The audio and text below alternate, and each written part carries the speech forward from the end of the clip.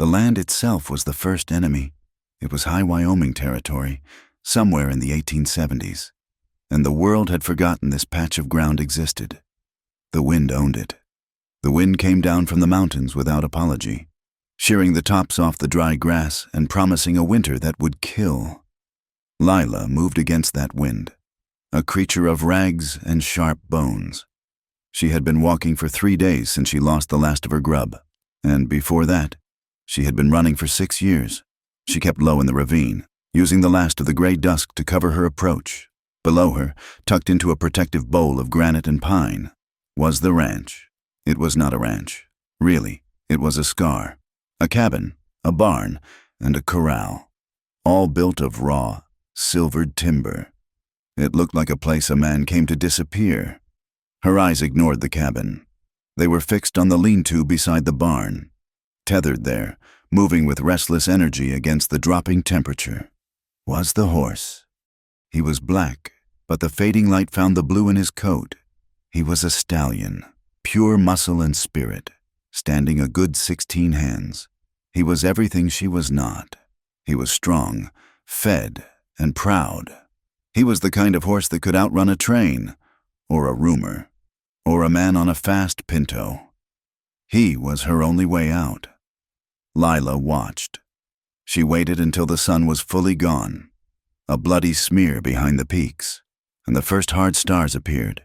A square of yellow light appeared in the cabin window. A shadow passed it once, then vanished. She waited another hour, the cold seeping into her marrow, her stomach a hollow ache that had long since passed hunger and become a dull, constant sickness. Her boots were ruined. The soles had given up somewhere near the Laramie River. She had tied them together with strips of her own petticoat, but the leather was cracked and the stones found the soft parts of her feet with every step. Her dress, a faded calico that had seen 3 owners before her, was ripped at the shoulder and stained dark with mud and something she preferred not to name. She was gaunt. Her cheeks were hollowed out, her collarbones sharp enough to hang a hat on, but her eyes were alive. They burned. They scanned the ridgeline, the dark spine of the hills above the ranch, and they checked the shadows near the cabin. She was terrified, but it was a cold, familiar terror. It was the terror of the hunted. She expected, at any moment, to hear the baying of hounds or the sharp, metallic click of a rifle hammer. No sound came but the stallion, blowing impatiently against the cold. The man in the cabin did not emerge. The yellow light stayed steady. Now! She moved from the ravine like a drifting shadow. Her feet made no sound on the hard-packed dirt. The wind covered her movements, pulling at her torn dress and whipping her matted hair across her face. She reached the lean-to. The stallion sensed her. He shied, pulling against the rope, his eyes white in the dark. "Easy," she whispered. Her voice was a dry rasp, cracked from thirst. "Easy, boy. We're going." She reached for the tether, her fingers stiff and clumsy. They felt like wood. She fumbled with the knot. It was a good knot, tight and complex. The man who tied it was no fool. She fought it, her breath coming in short, panicked gasps. The horse pulled back. "Quiet," she begged him. "Please be quiet." She finally worked the knot loose. The rope was free. Her hand went to the stallion's neck. He was warm. The life under his skin felt like a fire, and she was freezing. She had to mount him bareback. She had no saddle, no time. She grabbed a handful of mane. Her body was weak. Her first attempt to pull herself up failed. Her arms trembled and gave way, and she slid back to the dirt. She closed her eyes. She saw a face, cruel, smiling, missing a tooth. She heard his voice, calling her property. Lila opened her eyes. The fire in them flared. She grabbed the mane again, put her ruined boot on the lowest rail of the fence, and threw her weight upward. She was not graceful. She landed hard, all bone on his spine. But she was on. She kicked her heels into his sides, ready to feel the explosion of power, ready to fly into the dark and never stop. "I wouldn't do that if I were you." The voice came from the barn. It was low, calm, and cut through the wind like a fresh-honed blade. Lila froze. The horse stamped, sensing her fear. A man stepped out of the absolute darkness of the barn's shadow. He was tall, but he seemed to be made of angles, all lean muscle and shadow himself. The starlight caught the barrel of the rifle he held, cradled easy in his arms. Jesse Cole did not point the rifle at her.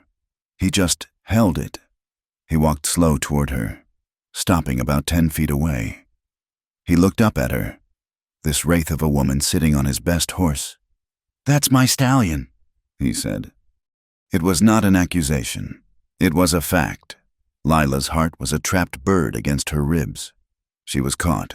This was it, the end of the line. She had nothing left to bargain with, nothing left to sell. Her hands gripped the mane so tightly her knuckles were white. She could see him better now. He wore an old soldier's coat, the wool frayed. His face was hard, carved by the same wind that worked the landscape, and shadowed by the brim of a worn hat. He looked curious, not angry, not yet, just curious. "Get down," he said. Lila did not move. I said, "Get down." She looked at him, at the rifle, at the dark cabin behind him, and at the endless, empty dark of the prairie beyond. There was nowhere to go. She swallowed. The sound was loud in her throat. "No." Jesse Cole tilted his head. His curiosity deepened. He had expected tears, or screaming, or begging. He had dealt with horse thieves before, and they were usually desperate men who pleaded for their lives. "No," he repeated. "You'll have to shoot me," she said. Her voice was shaking, but the words were solid. "I'm not getting down. I'm not going back, so you either shoot me off him, or you let me go." She stared him down. She dared him. All the fear that had kept her running was burned away, leaving only this hard, bitter core of defiance. She would die on this horse before she let that other man find her. Jesse looked at her for a long time. He saw the starvation. He saw the old bruises on her neck, dark shadows in the moonlight. He saw the torn dress and the feet that were likely bleeding. And he saw the fire in her eyes. An inferno that had no business being in a body so close to death. She meant it.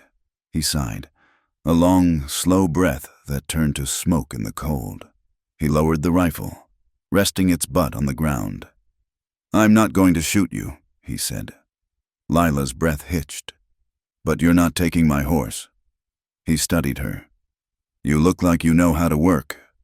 "You look like you've been worked half to death." She said nothing. Her hands were still locked in the horse's mane.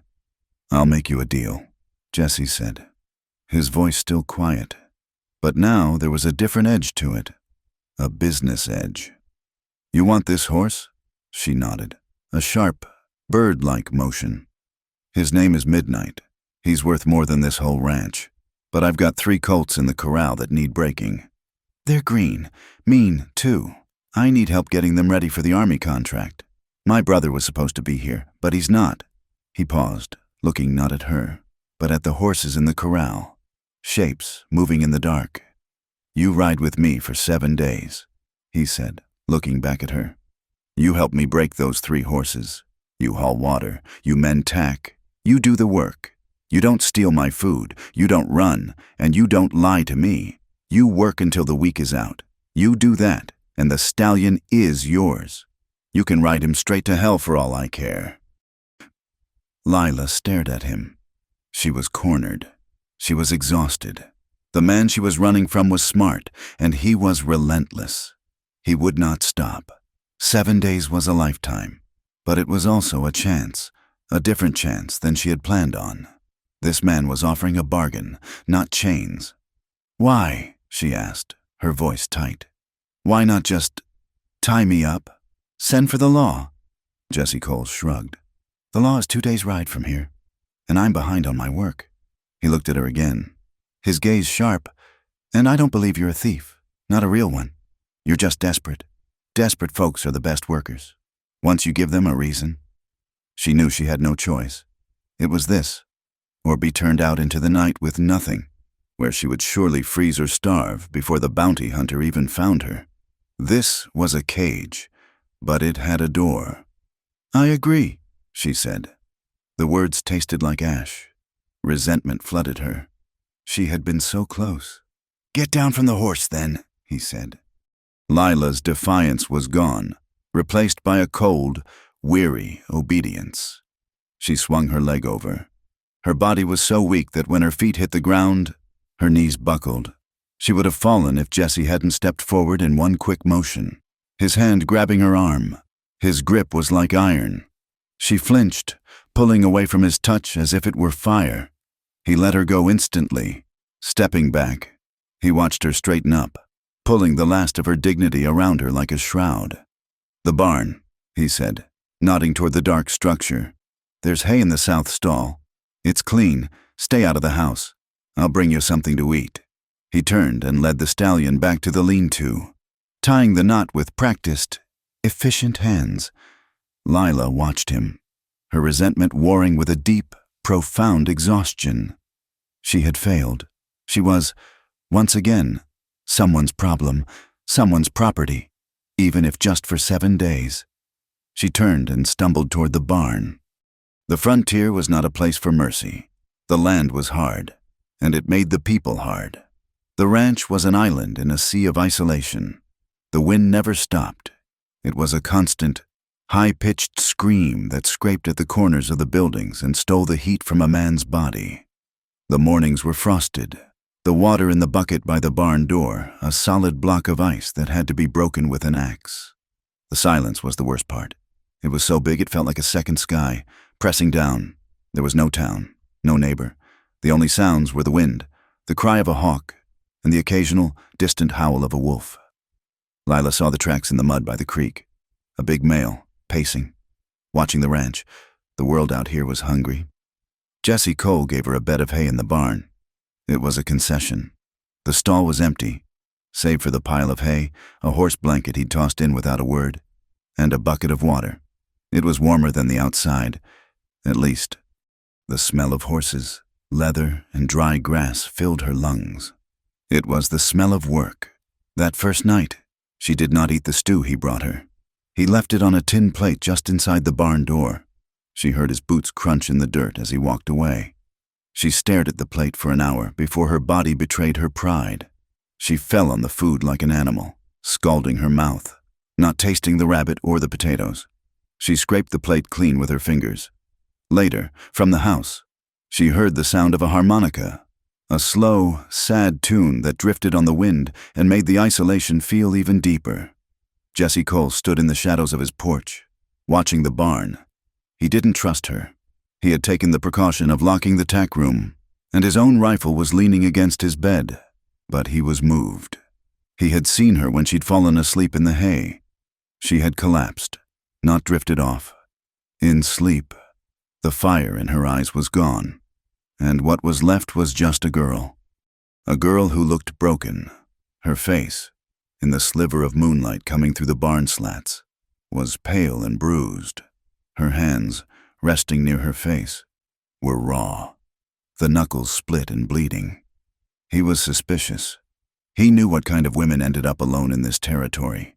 But he had also seen her dare him. He had seen the way she looked at the horse, not with greed, but with longing. A longing for freedom that he understood better than he liked to admit. He turned, went inside, and bolted his door. Lila slept, but she did not rest. The dreams came, as they always did. She was not in Wyoming. She was in Tennessee. The air was not cold and dry. It was thick, humid, and heavy with the smell of burning pine and swamp rot. She was running. The ground was slick with mud, and the branches of the cypress trees reached for her, tearing at her clothes, at her skin. She could hear them. The bloodhounds. Their baying was a terrible, wet sound that echoed in her skull. It was the sound of the end. She could hear the men, too, their voices, calling to each other, calling for her. She was running with someone. A hand was in hers, smaller, weaker. A girl named Sarah, who had been born in the quarters with her. They had made a pact. They had run when the war came close, when the masters were scattered and the patrols were busy with soldiers. They had run toward the sound of the Union guns, believing the blue coats meant freedom. The dream shifted. The running stopped. The smell of smoke was stronger. A barn, like this one. But it was burning. The fire was bright, orange and yellow, and it lit up the faces of the men who had caught them. Sarah had been caught first. Lila's dream self was hiding in the creek, submerged to her chin, the cold water her only friend. She watched. She saw the bounty hunter, the man who worked for their old master, the one who didn't care about the war, only about his property. He had a contract, a false debt paper, and a union badge he'd stolen from a dead soldier. He was laughing. The dream skipped. Lila was digging. Her hands were raw, clawing at the hard Tennessee clay. She was digging a grave. It was small. She was whispering, though she did not know the words. She only knew the promise. She looked at the small, crude cross she had made from 2 branches. "I'll never be caged again," she whispered into the dirt. "I'll never let them take me. I swear on your soul. Sarah, I'll be free, or I'll be dead." Lila woke with a strangled cry, sitting bolt upright in the hay. She was sweating, though the barn was freezing. Her heart hammered against her ribs. She was in Wyoming. The barn was dark. The smell was hay, not smoke, but the hounds were still in her head. She pulled her knees to her chest, wrapped the coarse horse blanket around her, and began to shake. She did not cry. She had run out of tears a long time ago. She just shook, and she waited for the sun to rise. The sun was not yet a rumor in the east when his boot hit the barn door. The sound was a flat, hard command. "Up!" Lila was already awake. She had been for hours, sitting in the cold hay, the memory of the dream still clinging to her like cobwebs. She rose stiffly. Every bone in her body ached from the unaccustomed sleep on the hard ground. The ranch was different in the thin, gray light of pre-dawn. It was a world of sharp-edged silhouettes. Jesse Cole was waiting by the water pump, a tin coffee pot in one hand. He already had his hat on. "Pump," he said, nodding to the handle. She worked the iron lever. It was heavy, stiff with rust and cold, and it took all her weight to draw water from the earth. Her arms trembled with the effort. He filled the pot, then a bucket. "Coffee's for workers," he said. He didn't offer her any. He walked to the small fire he'd started by the cabin and set the pot on to boil. Lila watched him, her stomach hollow, her resentment a bitter taste in her mouth. She was not a guest. She was not a partner. She was labor. He returned with a piece of hardtack, which he tossed to her as he would a dog. She caught it. "The colts," he said, walking to the corral. "That's the work." The 3 horses were huddled together in the far corner, their breath pluming in the icy air. They were not colts, not really. They were 2, maybe 3 years old, rangy and raw-boned, with the wildness of the plains still in their eyes. One was a dun, one a paint, and one a mean-looking roan. "They've been run, but never handled," Jesse explained, his voice flat and impersonal. He leaned on the top rail of the fence. "They need to learn to accept a rope, then a blanket, then a saddle, then a man. That's the job. You'll gentle them. I'll break them." "I don't know how," Lila said, her voice small. She had ridden, but always in terror. She had never been taught the language of horses. "You'll learn," he said, "or you'll walk." And so the lessons began. They were brutal, simple, and exhausting. The first task was just to get a rope on the dun. Jesse showed her how to build a loop, how to hold the lariat, how to read the horse's fear. "You don't chase him," he said, his voice curt. "You move with him. You become the more stubborn animal. You wait for him to look at you. That's when you have his mind." Lila's fingers, already raw, fumbled with the coarse rope. It was heavy. Her throws were clumsy, falling short or tangling. The dun colt watched her with wary eyes, easily avoiding her attempts. She struggled for an hour, sweat trickling down her back despite the cold. Her arms burned. Her frustration grew. "Again," Jesse said. He offered no praise, no encouragement, just that one hard word. She was weak from hunger, worn from travel. Her pride, the only thing she had left, began to fray. She was used to hard work, picking cotton, mending fences, scrubbing floors until her knuckles bled. But that was mindless labor. This was a craft. It required a patience she didn't possess, a stillness that her hunted life had burned out of her. By midday, Her hands were bleeding.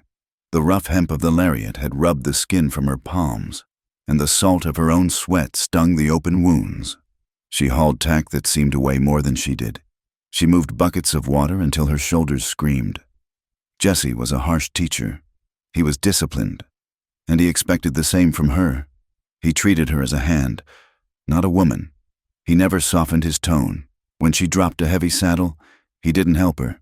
He just watched her struggle to lift it. "You're thinking about your arm, not the horse," he'd say, his voice sharp when she'd flinch from the paint.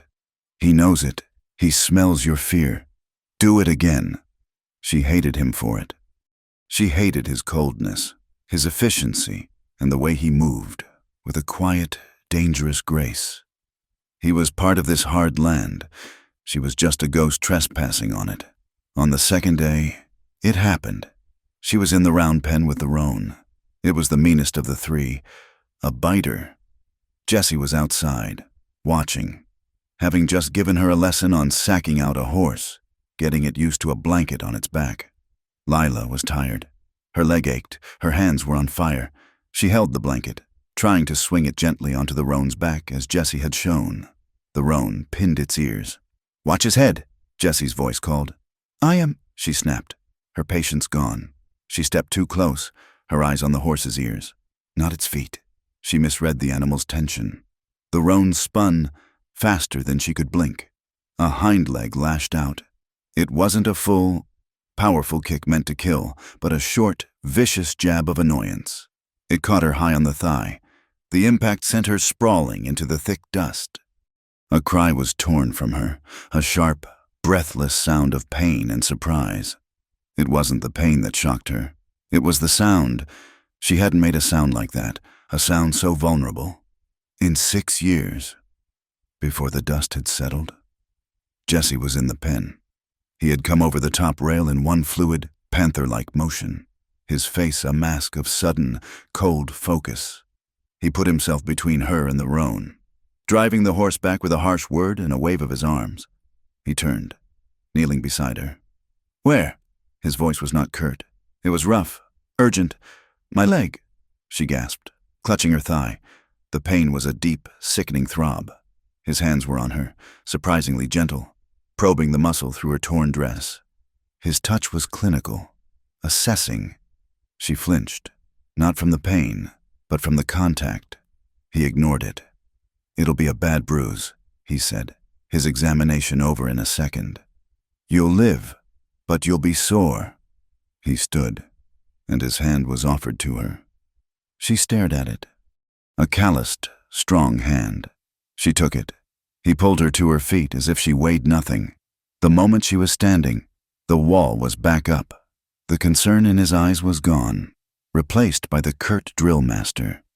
"You turned your back on him," Jesse said, his voice flat again. "You were angry, and you got careless. Never turn your back on an animal you don't trust." He watched her limp to the water trough, his expression unreadable. But he did not tell her to get back in the pen. He just said, "Mend that harness. The stitching is coming loose." The rest of the afternoon, he worked the roan himself. The sky turned mean on the third day. It had been a heavy, bruised purple since dawn. The wind had a new bite, a wetness that promised violence. Around noon, the first low rumble of thunder echoed off the mountains. Jesse stopped mending a fence post. Looking west, "It's coming," he said. "A bad one. Get the tools in the barn, now." The first drops were as big as coins, fat and cold, hitting the dry ground with audible thwacks. Then the sky opened. It was not rain. It was a deluge, a solid, gray wall of water that turned the ranch yard into a roiling sea of mud. The wind howled, driving the rain sideways. They ran for the cabin, but the storm was too fast. They made it to the covered porch just as the heavens unleashed. Lightning split the sky, a jagged, brilliant white, followed instantly by a crack of thunder so loud it shook the porch boards beneath their feet. They were trapped, huddled under the narrow, leaking overhang. They watched the storm consume the world. The rain was a deafening roar. They were inches apart, shoulder to shoulder, but not touching. Lila was shivering. The drenching had sucked every last bit of warmth from her. She wrapped her arms around herself, her teeth chattering. Jesse was a solid presence beside her, seemingly indifferent to the cold. He was just watching the storm, his hat pulled low. "You'll catch your death," he said, his voice a low rumble under the storm. "I've been colder," she said, her voice shaking. He glanced at her, at the way she was trembling. He looked at her leg. "That kick, it's stiffening up." "I can still work," she said, defensive. "I know." The silence stretched, filled only by the roar of the wind and rain. The storm was a wild, violent thing, and maybe its presence made the small space on the porch feel safer. Or maybe it just made their own troubles seem small. "Who's hunting you?" The question, when it came, was quiet. He didn't look at her. He just asked the rain. Lila tensed. The sound of the hounds was suddenly in her ears, louder than the thunder. "Why do you care? You've been looking over your shoulder since you set foot here. You watch the ridgeline like you expect the devil himself to come over it. You sleep like a rabbit in a snare." He said, "I don't like surprises on my ranch." She stared out at the gray curtain of water. Her whole life, she had run. Her whole life, she had kept this secret locked inside her, a small, hard stone of terror. "A man," she said, her voice barely a whisper. "A bounty hunter. He works for my old master." Jesse turned his head. His eyes were sharp. "Master?" The shame was a hot, bitter flood. "I was born in Tennessee, on a farm near the river. My family. We were property." The word was poison on her tongue. "When I was 14, they sold me, south, to a big house in Louisiana." She stopped, swallowing. The memories were thick, suffocating. "The war came. It was chaos. Soldiers everywhere. The house burned. I ran. I was 19. "That was years ago," Jesse said, his voice level. "The emancipation, the war is over." "Not for him," Lila whispered. "Not for the man who owned me. He says I broke a labor contract. He says I owe him for the cost of my own raising. He hired a man to find me. A tracker. He has papers. And a badge he probably stole. He's been hunting me ever since. Through Tennessee, across Kansas. I saw him in Cheyenne a week ago. That's why I ran into the hills. That's why I needed your horse. I need to disappear." It was all out. The whole, ugly, tangled truth. She said it to the storm, not to him, and waited for the judgment. Jesse was silent for a long time. He turned back to the storm, his jaw tight. He took it all in. He processed it.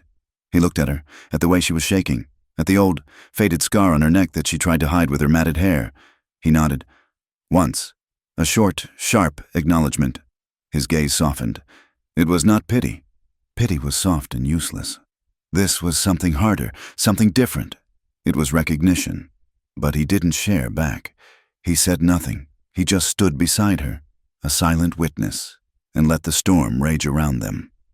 When the rain finally eased from a roar to a steady, cold drizzle, he cleared his throat. "Let's check the horses," he said, and the wall was back up. That night, the storm was a restless presence, moving off into the plains. The air was electric, charged and damp. Lightning still flared on the horizon, silent and distant, illuminating the barn in brief, ghostly flashes. Lila lay in the hay, but the confession had skinned her raw. She was exhausted, but sleep would not come.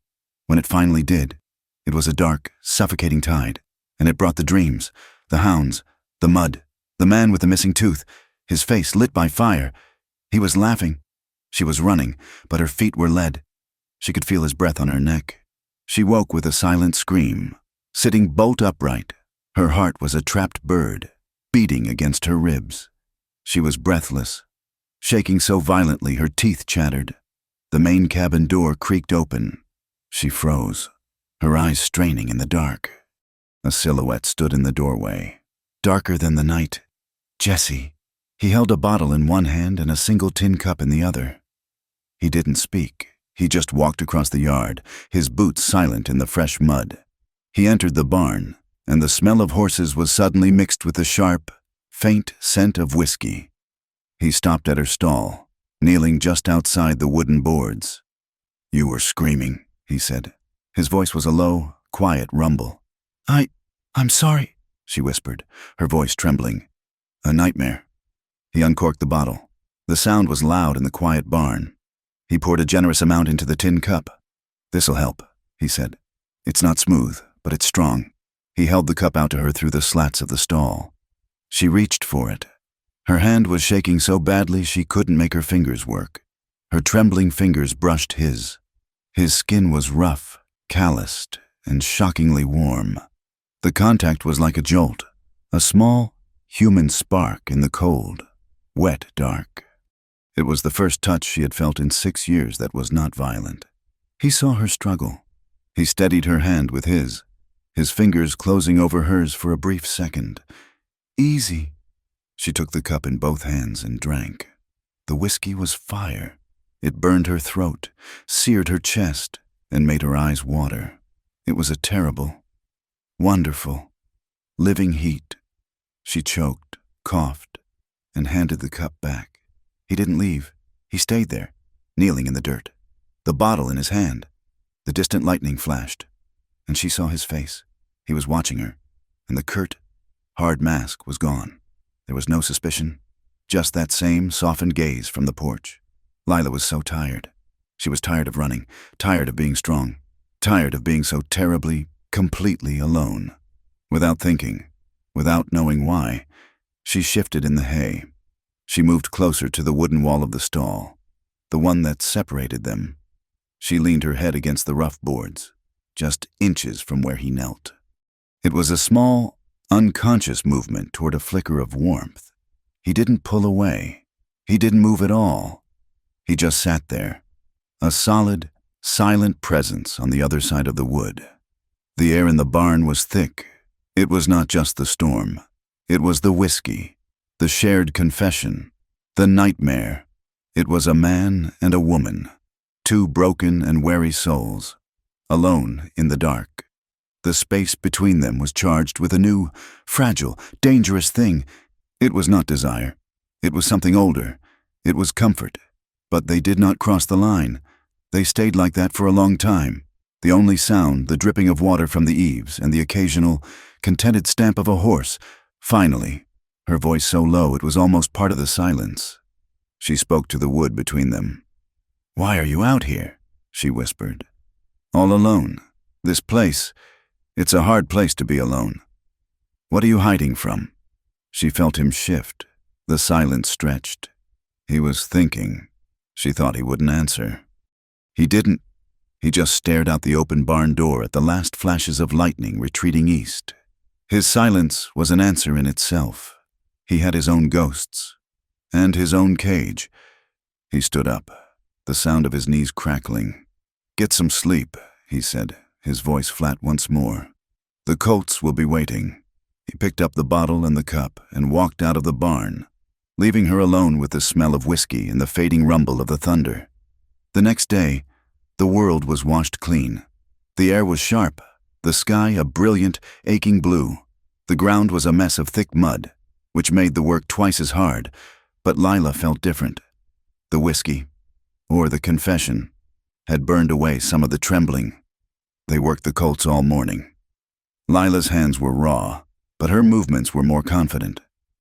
She was learning. In the afternoon, Jesse stopped. He nodded toward the lean-to, where midnight, the black stallion was tied. The horse was restless, tired of the small space. "Go on," Jesse said. Lila looked at him, confused. "He needs to be led, walked, get the stiffness out of his legs. He's been tied up too long."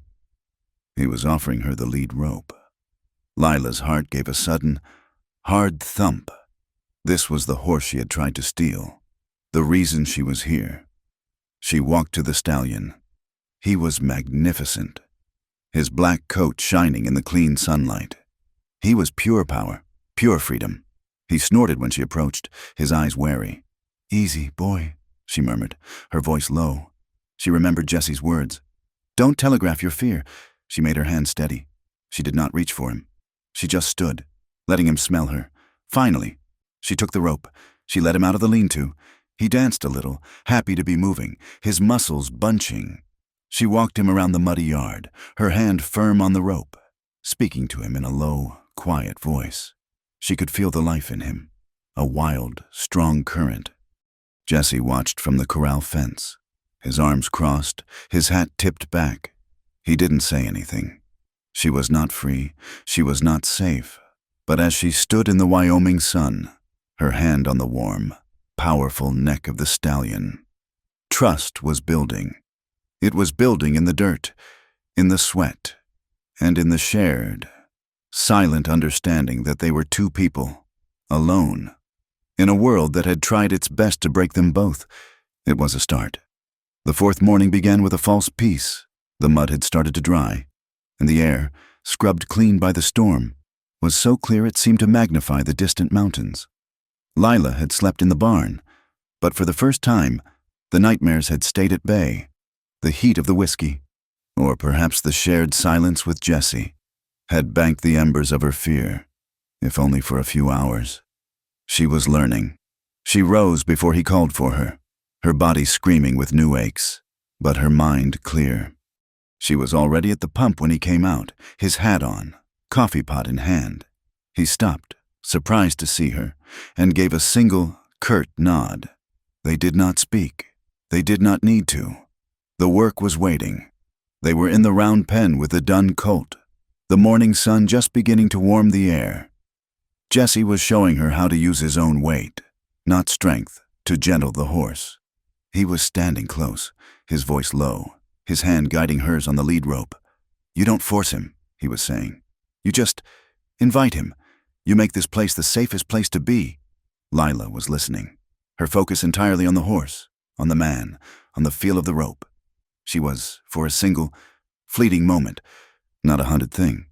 She was just a woman, learning a trade, and that was when Jesse went still. His head came up, his hand freezing on hers. The change in him was absolute. He was no longer a horseman. He was a sentinel. "What?" she whispered, her own fear instantly, electrically present. He didn't answer. His gaze was fixed on the high ridge line to the east, the one she always watched. "Get in the barn," he said, his voice flat and cold. "What is it?" "Get in the barn, now." She followed his gaze. At first, she saw nothing, just the brown grass and the blue sky. Then, a speck, a single, dark speck, moving with a slow, deliberate purpose. It was not a deer. It was not a wolf.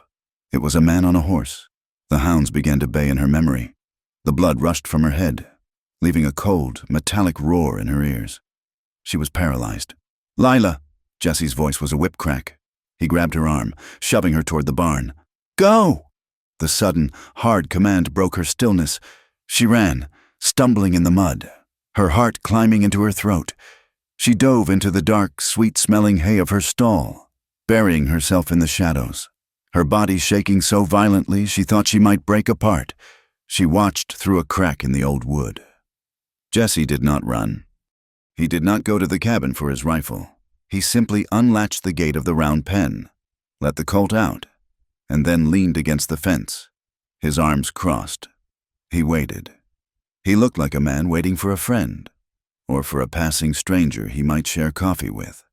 He was a statue carved from his own land. It took 20 minutes for the speck to become a man. Lila watched every agonizing second. He was a large man, riding a fine-limbed pinto. He wore a dark, city-style coat, inappropriate for the territory, and a bowler hat, but it was the badge on his coat that made Lila's stomach turn to ice. It was a Union badge, dull brass, glinting in the morning sun. He rode directly into the yard, stopping his horse 10 feet from Jesse. He did not dismount. He looked around, his eyes taking in the cabin, the barn, the colts, the stallion. His gaze was assessing, like a man counting inventory. "Morning," Jesse said, his voice calm. He didn't move from his spot on the fence. "Morning," the man replied. His voice was heavy, with a wet, gravelly sound to it. Looking for strayed stock. You seen a young woman pass this way? Rags and bones. Answers to the name of Lila, though she might be using another. Lila put her hand over her mouth to stifle her own breath. He was here. He had found her. The man with the missing tooth was gone, but this one, this new one, was worse. He was official. Jesse pushed his hat back a fraction. Lan? He said, as if testing the name. No, can't say I have. Nobody out here but me. The bounty hunter's eyes swiveled to the cabin. You live alone, then? Mostly. Mostly? The man's gaze sharpened. He swung his leg over, dismounting. He was a big man, heavy in the gut, but he moved with a purpose. He hitched his gun belt, which held a pearl-handled revolver. The folks at the trading post in Cheyenne said a girl fit to that description was seen heading for these hills, said she looked scared. A lot of folks look scared these days, Jesse said, still not moving. It's hard country. The man smiled. It was not a pleasant expression. It is. Makes folks desperate. Makes them steal things. This girl, she's a runaway. Broke a contract. Indentured servant. Her master in Louisiana wants her back. He's paying good money. $100. Gold. Lila's blood ran cold. $100. Her price. The man walked past Jesse, peering toward the cabin. Mind if I check your house? Sometimes folks like that. They hide. They're like vermin. You gotta check the dark corners. I do mind, Jesse said. The man stopped. He turned slowly. The air in the yard was perfectly still. The two men measured each other. I have a badge. Friend, the bounty hunter said. Authorizes me to pursue fugitives. That's a Union badge, Jesse said, his voice still mild. War's been over for a long time, and this is Wyoming territory, not Louisiana. Your badge doesn't mean much here. This is my land. The man's hand drifted to his gun belt, and just as the tension was about to snap, Lila made a sound. She was shaking so hard, a small, choked sob escaped her. It was barely a sound, but in the silence of the yard, it was as loud as a gunshot. The bounty hunter's head snapped toward the barn. What was that? Jesse didn't hesitate. He pushed off the fence and began walking toward the cabin, his movements easy, unhurried. That'd be my wife, he said, his voice full of a weary, domestic annoyance. She's shy of strangers. The bounty hunter's eyes narrowed. Your wife. That's what I said. Jesse kept walking. She's not been well. The high country air. It's not for her. She's in the barn, the man asked, his suspicion a thick, oily thing. She prefers it, Jesse said, stopping at the cabin door. Likes the horses. He turned, his hand on the door latch. Now, if you're not here to buy a horse, you're welcome to ride on. I've got work. The hunter was not convinced. He walked to the barn. Lila scrambled back, deeper into the hay, her heart a drum. He stood at the entrance, peering into the gloom. Ma'am? He called. Lila didn't breathe. Jesse's voice cut through the air. I told you, she's shy, and you're scaring my stock. He was standing on the porch now, his hand still on the door, but his body was coiled. He was no longer a relaxed rancher. The hunter stared into the barn for a long, terrible moment. Lila could see his silhouette, big and dark against the bright light. He was sniffing the air. He could smell her fear. Come on out, girl, he said, his voice dropping into a false, friendly tone. I just want to talk. Girl! The word hit Lila like a slap. It was the word of the overseer, the master, the auctioneer. That's enough, Jesse said. His voice was different. It was cold steel. You call my wife, ma'am? And you get off my land, now. The hunter turned. He looked at Jesse, who stood 10 yards away, and then back at the dark barn. He was calculating. He was alone, and Jesse was on his own ground. And Jesse, though lean, looked like he was made of things that did not break. The man grunted. Fine, he said. He walked back to his pinto.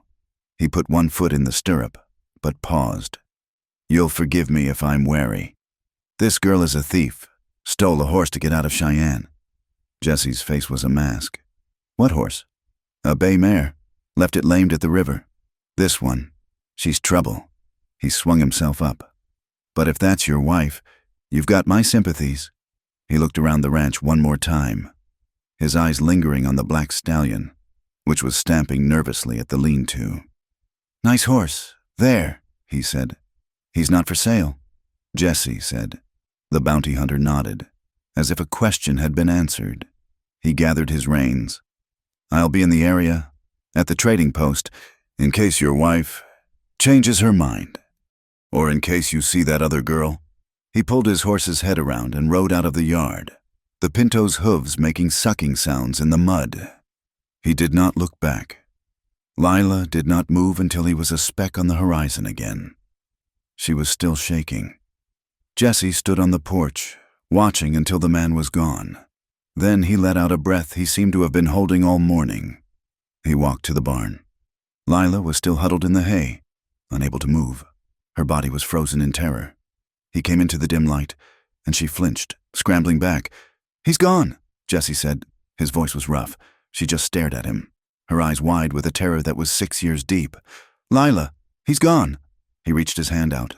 She cried out, a small, wounded sound, and curled into a ball. He swore, a low, soft curse. He didn't touch her. He just knelt in the dirt, like he had the night of the storm. He's not coming back. Not today. You're safe. Safe? She whispered, the word a mockery. He's here. He found me. He knows. He knows nothing, Jesse said. He's guessing. He's fishing. He smelled money. And he's following a scent. She was trembling, her whole body racked with violent, uncontrollable shivers. The aftermath of the terror. He had seen it in men after a battle. You're cold, he said.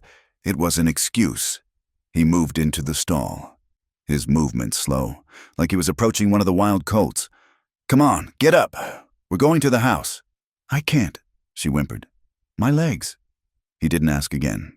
He simply leaned in, slid one arm under her back and the other under her knees, and lifted her. She weighed almost nothing. She was all bone and terror. She gasped, her hands flying to his shoulders, her fingers gripping the rough wool of his coat. He carried her out of the barn, out into the bright, terrible sunlight, and into the cabin. He had never let her in here. It was one room, clean and sparse. A bed, a table, a stone fireplace, a single chair. It smelled of wood smoke. Coffee. And him. He crossed to the narrow bed, which was covered with a thick army blanket, and laid her down. She immediately curled up, pulling her knees to her chest. He stood over her, helpless. He was a man who understood horses and rifles and the land. He did not understand this. He grabbed the blanket from the chair and threw it over her. He called me girl, she whispered, her voice muffled. I heard, Jesse said, his jaw tight. You said, wife. It was a lie, he said, his voice rougher than he intended. It was the only thing I could think of, the only thing that would make him pause. A man's wife, that's property he'd understand. He saw her flinch at the word, and he cursed himself. She was still shaking. He could see the terror was not just in her mind. It was in her body. It owned her. He sat on the edge of the bed, his back to her. He didn't know what to do. Then he felt her move. She was trembling so hard, the whole cot was shaking. He turned. He looked at her, this broken, terrified creature, and the lie he had told echoed in the small room. He remembered the feeling of her in his arms, her head tucked under his chin, her hands gripping his coat, a lie on his lips, without thinking, driven by an instinct he didn't know he possessed. He put his hand on her, just his hand, on her shoulder, over the blanket. His hand was heavy, warm, and steady. She went still. She did not relax, but the violent shaking paused, as if her body was listening. His hand was a solid, real thing in a world that was dissolving. A lie, she whispered, but her voice was different. A lie, he confirmed. But he didn't move his hand. He kept it there, a silent promise, a lie on his lips, but truth in his hands. He was not a husband, but he was a protector. In that moment, He sat like that for a long time, his hand on her shoulder, the only sound the crackle of the dying fire and her breathing, which slowly began to deepen. The terror was receding. Finally, he spoke. He's not stupid. He's wary. He saw the stallion. He saw me. He's going to go to the trading post and he's going to ask questions. Lila uncurled a fraction, pushing herself up on one elbow. The blanket fell away. Her hair was wild, her face pale, but the fire was back in her eyes. The terror was gone, replaced by a cold, hard anger. He's going to come back, she said. Yes, Jessie said, standing up. The connection was broken. He was the rancher again. Which is why we're not going to be here. Her head snapped up. What? We're leaving. Before nightfall. He turned to the fireplace, grabbing his rifle from the pegs above it. He checked the action. Leaving? Lila threw the blankets off and stood, her legs still unsteady. My 7 days, the colts. The deal's off, he said, his back to her. The bargain is broken. He'll be back, and maybe not alone. I can't protect this ranch, and you, and the horses, all at once. So we're leaving. We're taking the horses and we're heading out. This was a new panic. Where? Go where? He's at the trading post. That's east. I can't go east. We're not going east. He was already moving, pulling saddlebags from a chest, tossing them on the table. East is suicide. That's the first place he'll look. He'll wire every town from here to the Mississippi. Then I'll go west, she said, her voice rising. To the mountains. I can hide. You'll be dead by winter, Jessie said flatly, not looking at her. He began to gather supplies. Coffee, a bag of salt, a box of cartridges. You don't know the high country. It will kill you faster than he will. He tossed a sack of flour onto the pile. We're going north. Lila stared at him. North? North is nothing. It's ice. It's empty. There's no towns. No place to go. Exactly, Jessie said. He finally turned to look at her. His face was hard, set. This was not a discussion. It's harsh land. It's the land no one wants. It's rough country. But it's safe. It's the trails I know. He'll look east, and he'll look west. He won't look north. Not until the snows come. And by then, we'll be gone. You're coming with me? She asked, the realization dawning on her. I'm not letting a bounty hunter take my best horse, he said. He was talking about the stallion, but his eyes were on her. Now, stop talking and help. We have 3 hours until dusk. We have to pack food, ammunition, and water. We'll take the stallion, my mare, and the colts. We'll travel them as a string. It'll look like I'm moving my stock. We leave as soon as it's dark. She was cornered again. But this time, she was not alone. She nodded, her resentment gone, replaced by a grim, hurried purpose. They worked, side by side, in the small cabin, packing the essentials for a life on the run. They rode out under a sliver of a moon. The ranch, her prison, and her sanctuary was left dark and silent. Jessie locked the cabin door, a futile human gesture against the wilderness. They did not look back. They rode hard for 6 hours, pushing north into the rising, broken hills. The land was rock and shadow, the trail a barely visible ribbon of shale. Jessie led on his buckskin mare, the 3 colts and the stallion tied on a string behind him. Lila rode at the back, on the stallion. Jessie had given him to her without a word. The bargain was broken, but the horse was hers. They finally stopped, well after midnight, in a narrow canyon sheltered from the wind by high walls of black rock. It was a defensible spot. A small trickle of a creek ran down one side. This is it, Jessie said, his voice echoing in the small space. We'll rest the horses for a few hours. He built a small, smokeless fire, tucked into an overhang of rock, shielded from view. Lila was exhausted. Her body ached, not just from the ride, but from the fear. The bruise on her leg was a throbbing, purple reminder. She sat on a rock, watching him. He moved with that same quiet efficiency, checking the horses, moving a rock to block the wind. He was in his element. This was his world. She had been quiet for hours, processing the day, the terror, the lie, the escape, and the question that burned in her. "You said it was a lie?" she said, her voice quiet.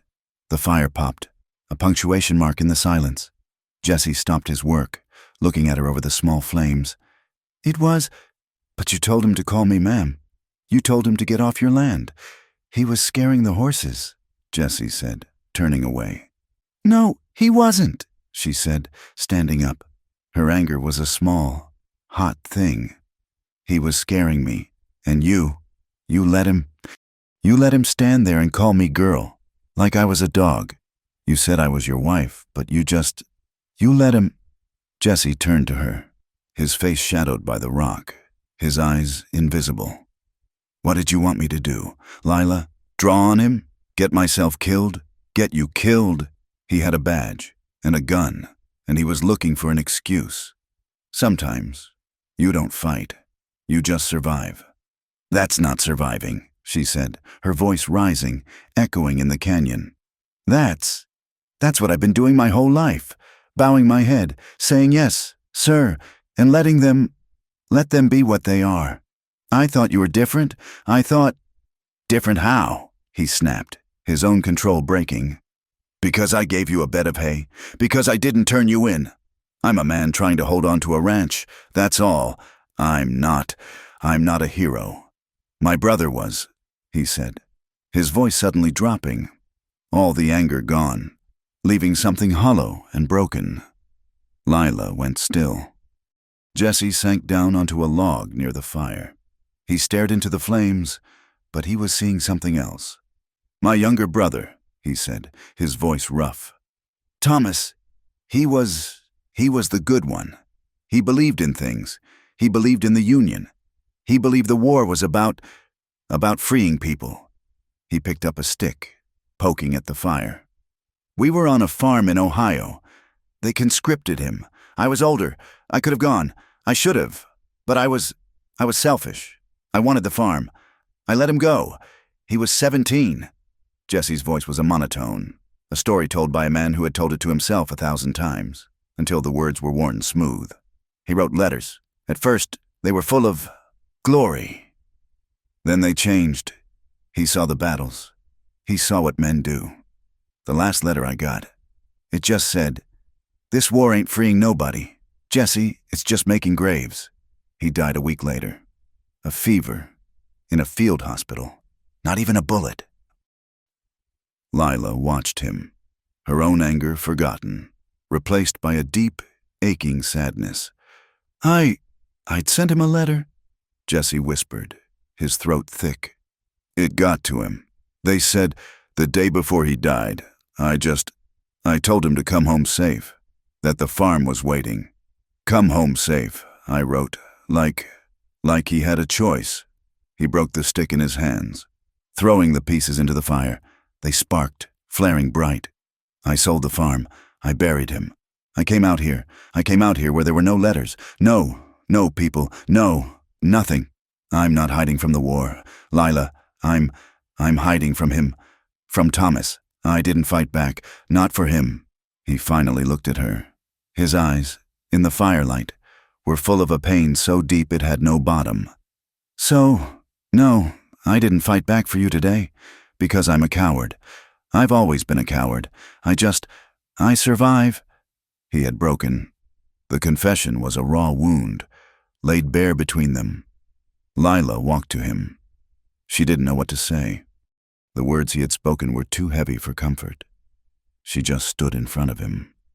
He looked up at her, a man admitting his own damnation. She knelt in the dirt in front of him. She took his face in her hands. His skin was rough, his beard a scrub of stubble. He flinched at her touch, and she kissed him. It was not a kiss of passion. It was a kiss of recognition. It was as slow and as quiet and as sad as his confession. It tasted of salt and wood smoke and whiskey and grief. He did not respond at first. He was frozen. She kissed him again, a soft, wordless pressure.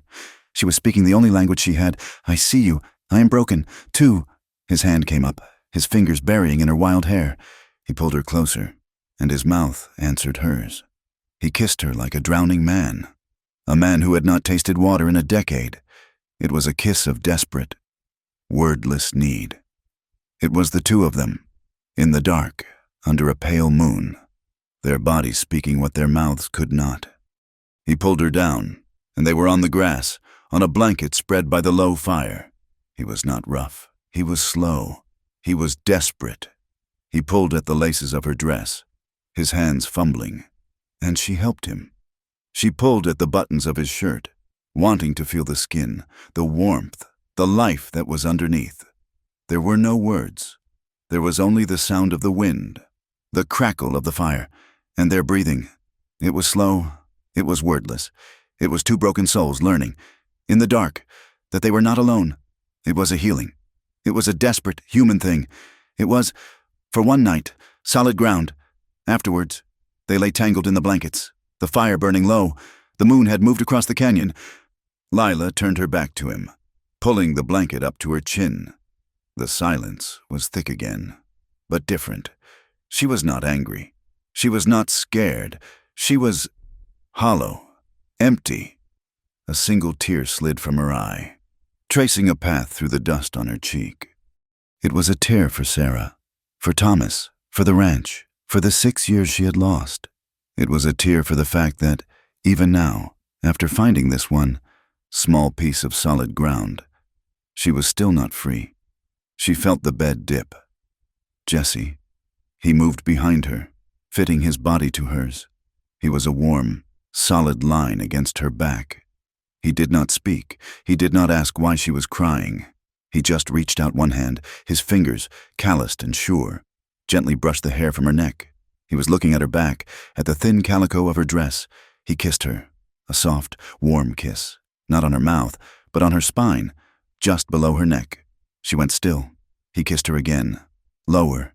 She knew what he was feeling. He was kissing the scars, the old, white, raised lines of her past, the ones that mapped her history, the history she had never spoken of. He kissed the scars on her spine, one by one, as if in prayer. He did not ask her how they came to be. He did not need to. He knew. And he stayed there, holding her, his lips on her history, until the first pale gray light of the fourth morning began to stain the edges of the canyon. They journeyed north. The land did not welcome them. It defied them.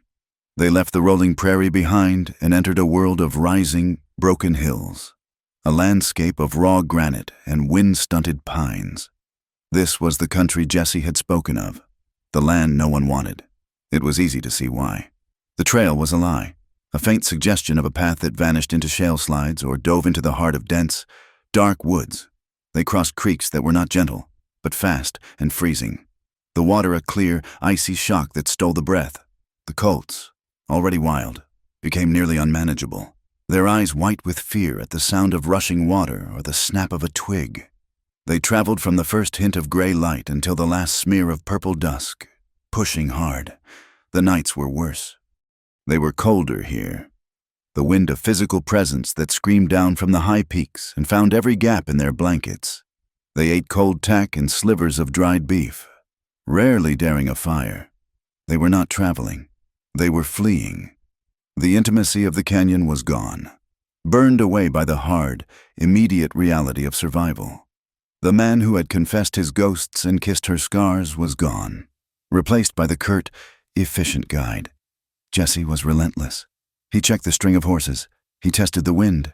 He scanned the back trail, his eyes narrowed, his face a hard mask, but Lila was changing. The gaunt, terrified wraith who had stumbled onto his ranch was being forged into something new. The first 3 days, her body screamed. Her legs, unaccustomed to the long hours, were a raw, chaffed agony. The bruise on her thigh was a deep, throbbing ache, but on the 4th day, the pain settled into a dull, familiar complaint. She was learning to ride the stallion, not as a passenger, but as a partner. She learned to move with his powerful gait, to trust his instincts. Her body, starved for so long, responded to the hard work and the regular, if meager, food. The hollows in her cheeks began to soften. The constant, physical labor of managing the horses, of making and breaking camp, was building a new, lean muscle. She was growing stronger. She learned to read the land, to spot the patch of green that meant water, to see the way the rocks fractured as a sign of a dangerous slide. She learned to be quiet, to listen, to watch. She and Jessie moved in a shared, silent rhythm, two parts of a single, desperate machine, their pasts unspoken, their future a blank, white map. They were on the 6th day. They had entered a narrow pass, the walls of rock rising a sheer 100 feet on either side, the trail barely wide enough for a single horse. It was a bad place. Lila could feel it.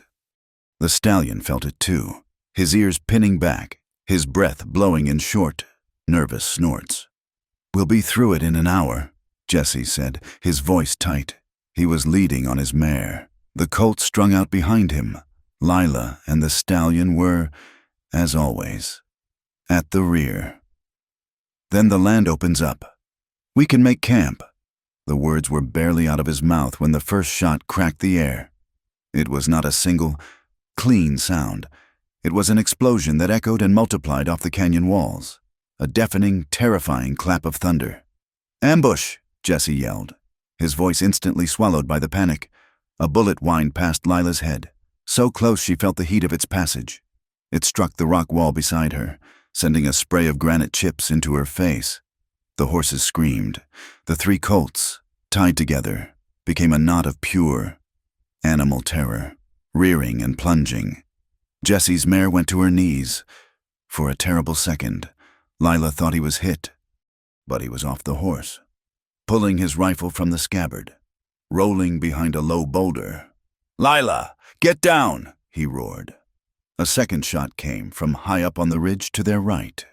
It pinged off the boulder Jessie was hiding behind. "2 of them!" he yelled, his voice strained. He was trapped. Lila was frozen. The stallion was spinning, fighting her, his wild eyes rolling. The sound of the hounds was in her ears, the smell of smoke, the laughing face of the man at the burning barn. She was back in Tennessee. She was caught. She was going to die. A third shot. This one was from the other side of the pass, the left. They were caught in a crossfire. She saw a puff of smoke from a nest of rocks about 50 yards ahead and to the left. Jessie was pinned. He couldn't return fire to his right without exposing himself to the man on the left. "Jessie!" she screamed. He saw it too. He was trying to get a position, but he was stuck. "The rifle!" he yelled at her. "My mare!" "Get the other rifle." His spare rifle. It was still in the scabbard on his mare, who had scrambled to her feet and was now huddled with the panicking colts, just 10 yards from Lila. Lila looked at the rifle, then at the rocks on the left where the puff of smoke had come from. She could see a man, a piece of a blue shirt, a glint of sun on a rifle barrel. He was lining up a shot. He was not looking at her. He was looking at Jessie. He was taking his time. He was going to kill him. The terror in Lila's mind broke. It did not fade. It shattered, and underneath it was a cold, hard rage, the rage of the hunted animal that has finally been cornered. She wasn't thinking. She was moving. She threw herself from the stallion, landing hard on the rocky ground. She scrambled, crab-walking, staying low, her hands and knees scraping on the sharp shale. The horses were a wall of screaming, stamping confusion. She dove under the belly of the terrified dun colt, grabbed the mare's bridle, and ripped the rifle from the scabbard. It was heavy, heavier than she could have imagined. It was Jessie's own rifle, the one he had held on her that first night. The man in the rocks on the left fired. The bullet tore through the fleshy part of Jessie's left shoulder. Jessie cried out, a sharp, grunting sound of pure agony. He dropped his own rifle, his left arm collapsing. He was hit. He was vulnerable. "No!" Lila screamed. The word was a raw, animal sound. She was on her feet. She didn't know how to aim. Not really. She only knew what Jessie had told her about the colts. "You don't force it. You invite it. You point." She raised the heavy rifle. The man in the blue shirt, surprised by her scream, turned He saw her. He was 50 yards away. He was bringing his own rifle around, a look of simple, animal surprise on his face. Lila pulled the trigger. The recoil was a solid, brutal punch that sent her staggering back, knocking the breath from her lungs. The sound was the loudest thing she had in her life. For a second, there was a perfect, terrible silence. The echoes died. The horses froze. The man in the blue shirt stood up, as if to get a better look. He had a hole in the center of his chest. He looked down at it, confused. Then, like a puppet with its strings cut, he folded and fell forward, disappearing behind the rocks. The silence that followed was worse. From the ridge on the right, there was a sudden sound of scrambling. The other tracker, the first one, had seen it. He had seen his partner drop. He was not a soldier. He was a hired gun. And now he was outnumbered. He fired one last, panicked shot that went wide, chipping the rock high above their heads. Then he was gone. The sound of a horse, ridden hard and fast, faded into the distance. He was running. Lila stood in the middle of the pass.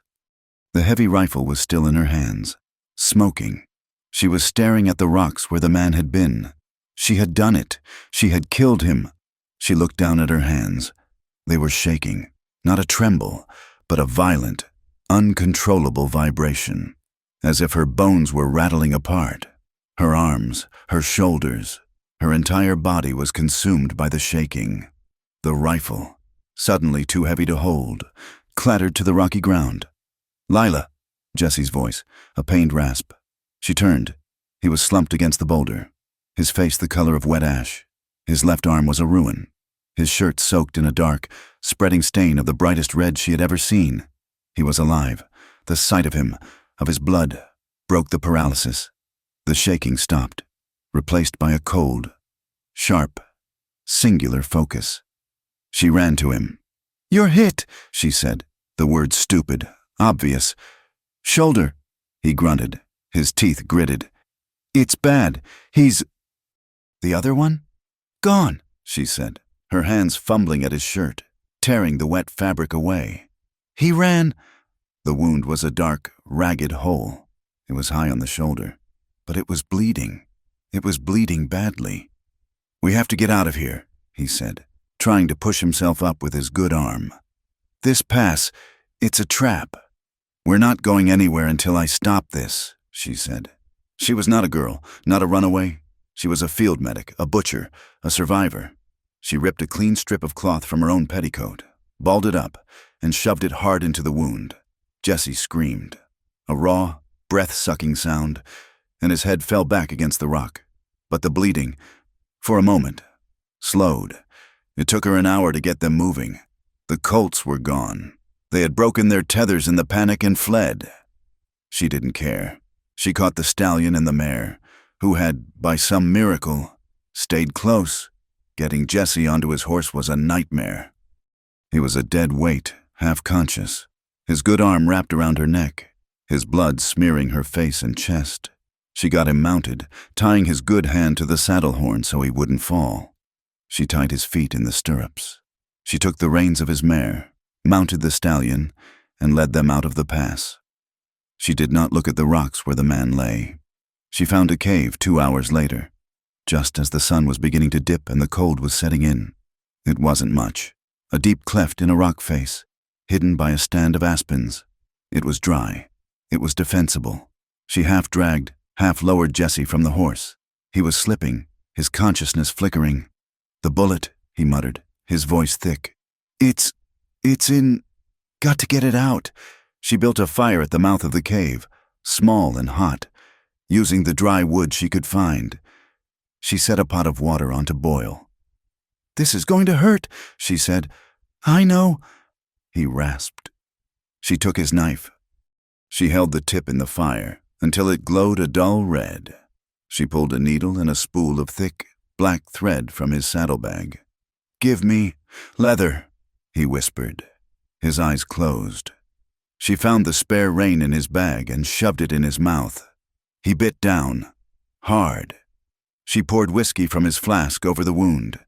He arched, a silent scream, his body tensing. "Hold still!" she commanded, her voice a low, furious growl. She had to probe for it. The bullet was lodged deep, against the back of his shoulder blade. Her fingers were slick with his blood. She was crying, not from sadness. She was sobbing with a blinding, desperate rage. She was cursing him for getting shot, cursing the bounty hunter, cursing the man she had killed, cursing a god she had long since abandoned. "Damn you," she whispered, her tears dripping onto his bloody chest. "Damn you for this." She found it, a hard, lead lump. She got the knife under it. Jesse's body went rigid, his back bowing off the ground, a strangled animal sound tearing from his throat. She prized it out. It fell to the cave floor with a wet, metallic click. "It's done," she gasped, her body soaked in sweat. But it wasn't now. The stitching. She threaded the needle, her hands still shaking, but with purpose now. She began to sew his skin back together. Her stitches were crude, large, and angry. She was a woman mending a ripped piece of canvas, not a doctor. With every stitch, he grunted, a low, pained sound. When she was finished, she packed the wound with the last of the clean cloth and wrapped his entire shoulder and chest with torn strips from a blanket. She sat back on her heels, her body aching, her hands covered in his blood. She was exhausted. Jesse spit the leather from his mouth. His face was pale, translucent in the firelight. He looked at her. His eyes were clear, and they were full of a raw, terrible awe. "I never," he whispered, his voice a dry rasp. "I never saw someone fight like you." He closed his eyes. His body went limp. He was not resting. He was unconscious. The fever took him by morning. His skin, which had been so cold, was now on fire. The wound was angry, a swollen, purple mass under her clumsy bandages. He was not Jesse. He was a thrashing, muttering stranger. His body burning from the inside out. Lila did what she could. She melted snow, forcing water past his cracked lips. She went out, her body aching, and found more wood for the fire. She hunted. She was a ghost in the aspens, her mind a cold, clear, empty thing. She set snares with the skills she had learned in Tennessee. She caught a rabbit, skinned it, and made a broth. But he could not eat. He was lost. He was in his past. He was with Thomas, on the farm in Ohio. He was fighting the war, and then he called another name. "Anna," he breathed, his voice clear and sharp in the small cave. "Anna, I'm sorry. I should have. I'm so sorry." Lila, who was wiping his face with a wet rag, froze. Anna. The name was a slap, a physical blow. It had never occurred to her. Of course, there was someone else. A man like Jesse, a man with so much broken grace, would not be alone by choice. Anna, a wife, a sweetheart, the woman he was hiding from, more than his brother. All the fragile, new-grown things inside her, the trust, the need, the fierce, possessive claim she had laid on him, it all turned to ash. He was not hers. He had never been hers. The night in the canyon, his confession, it was just the rambling of a lonely, guilty man. He belonged to Anna. She dropped the rag. The old, familiar pain of being second, of being property, of being less, flooded her. The hurt was so sharp, so sudden, it took her breath away. She stood up, the instinct to flee, the one that had kept her alive for 6 years, screamed at her. "Run!" She walked out of the cave. She did not look back. She walked past the fire, out of the small clearing, into the cold, gray afternoon. The stallion, her freedom, was tethered nearby. He nickered when he saw her. She could go, right now. She could take the stallion, the rifle, and the food she had hunted. She could leave him to his fever and his ghosts and his Anna. She owed him nothing. The deal was off. He had said it himself. She stood in the snow, the wind whipping her matted hair across her face. She looked at the stallion. Then she looked back at the cave, a dark, smoking mouth in the rock. Inside that cave was a man who had lied and called her his wife, a man who had stood between her and the hunter. A man who had confessed his cowardice to her and kissed her scars. A man who was now dying and calling for another woman. She was so tired of running. She turned around. Her face was not soft. It was not hurt. It was a mask of cold, hard stone. She walked back into the cave. Jesse was thrashing, his good arm thrown out. "Anna," he whispered. A question. Lila knelt beside him. She took the wet rag, dipped it in the cool water, and pressed it to his forehead. He stilled at her touch. She leaned down, her lips brushing his ear, his skin burning hot. Her voice was not a whisper of comfort. It was a low, fierce, possessive command. "Don't you dare die on me, Jesse Cole," he muttered, turning his head. "Lost." She grabbed his face in her hands, forcing him to be still. "Listen to me," she hissed. "You are not going to die. You are not going to leave me. You are mine now." She kissed him. It was not a kiss of love. It was a kiss of fury, of ownership. She kissed his dry, fever-cracked lips, sealing her claim, breathing her own angry, desperate life back into him. It took 3 days. 3 days of her forcing water and broth down his throat. 3 days of her hunting, of her sitting by the fire, Jesse's rifle across her lap, watching the mouth of the cave. The woman who had been afraid of the dark, who had been haunted by nightmares, was gone. In her place was this hollow-eyed, calm, and dangerous creature, who did not sleep and who did not flinch. On the 4th morning, she was tending the fire, her back to him, when a voice, cracked and dry, spoke. "Lila?" She went still. She turned slowly. He was awake. The fever was gone. His eyes were clear, lucid, and sunk deep in his pale, drawn face. He was weak. He was a shadow. But he was Jesse. He looked at her. He took in the rifle, now leaning against the wall beside her. He saw the rabbit pelts. He saw the hard, calm emptiness in her eyes. He saw the woman who had replaced the girl he'd found. A small, pained smile touched his lips. "I think," he rasped, his throat raw, "I think you already stole more than the horse." Lila looked at him. She did not smile. She did not soften. She just held his gaze, her own eyes clear and honest and hard. "You never locked the door," she said. It took another week, a slow, agonizing crawl north. Jesse's fever broke, but it left him a wraith, hollow-eyed and weak, moving with the slow, deliberate care of a very old man. The wound in his shoulder was a raw, puckered scar, a constant, dull throb that drained the life from him. Lila was the leader now. She was the hunter, the guide, the protector. She rose first, her eyes scanning the cold, gray dawn. Jesse's rifle in her hands, she broke camp, loaded the mare, and helped him onto the stallion. She had given him the stronger horse, taking the mare for herself. She walked, mostly, leading the mare, saving the animal's strength, her own body a lean, hard piece of machinery that simply refused to stop. She hunted, she cooked, she changed his bandages. She did it all with a silent, ferocious efficiency. She did not speak of Anna. She did not speak of the man she had killed. They did not speak of the night in the canyon. They existed in a state of shared, silent survival. The woman who had been a girl had been burned away, and the woman who remained was hard, and calm, and terrifyingly competent. Jesse watched her, his eyes following her as she moved about their small, cold camps. He saw the way she handled the rifle, the way she read the wind. He saw the emptiness in her gaze, and he saw the strength that had replaced her fear. He had seen her broken. Now, he was seeing her forged. On the 14th day of their journey, they came over a high ridge and looked down into a valley. A plume of gray smoke rose from the valley floor, not the thin, blue wisp of a campfire, but a thick, industrial cloud. "What is it?" Lila asked, her hand on the rifle.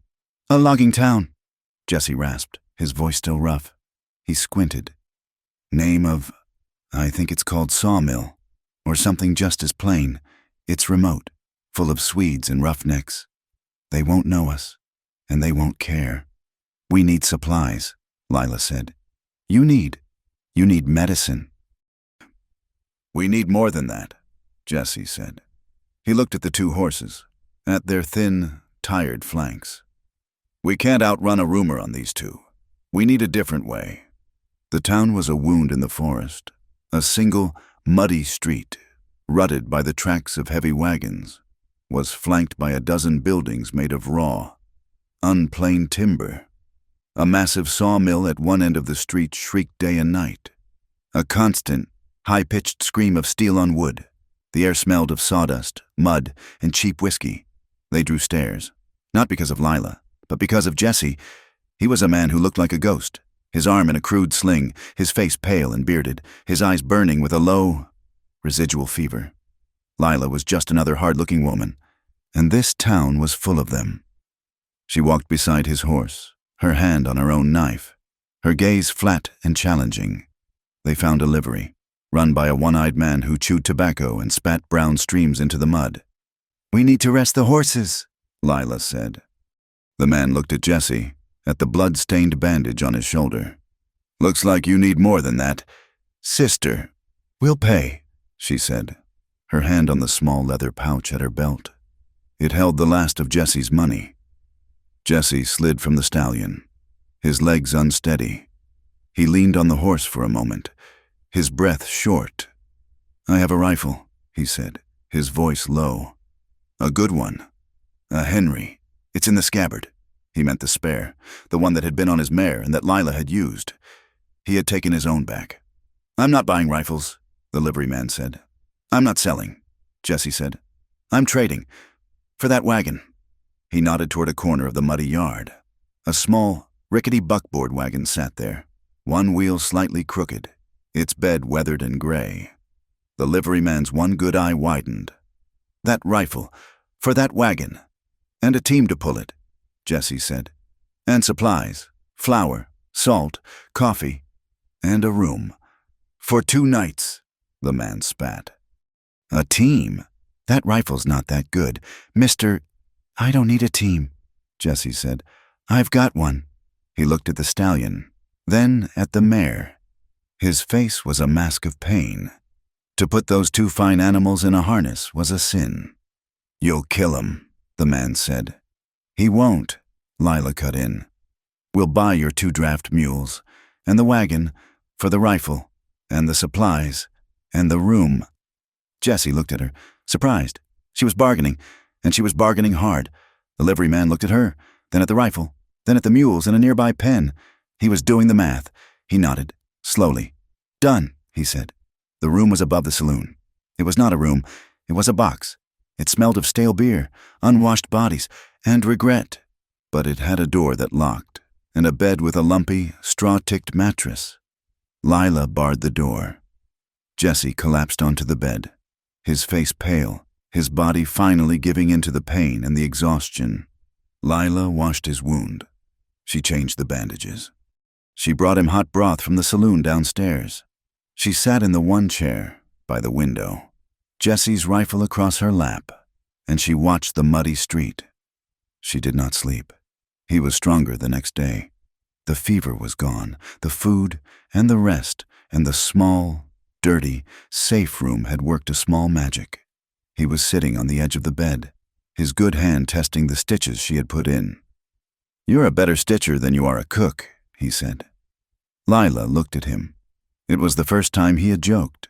It was the first time he had looked like the man who had offered her a bargain, not the ghost who had confessed in the canyon.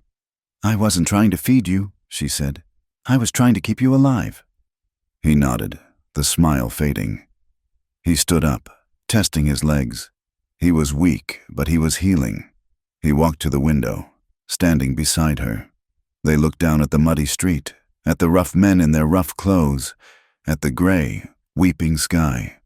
"Fort Laramie," he said, his voice quiet. She looked at him. "What?" "After this, we'll take the wagon. It's slow, but it's anonymous. We're not 2 runaways on fast horses. We're just settlers, farmers. Nobody looks at a farmer."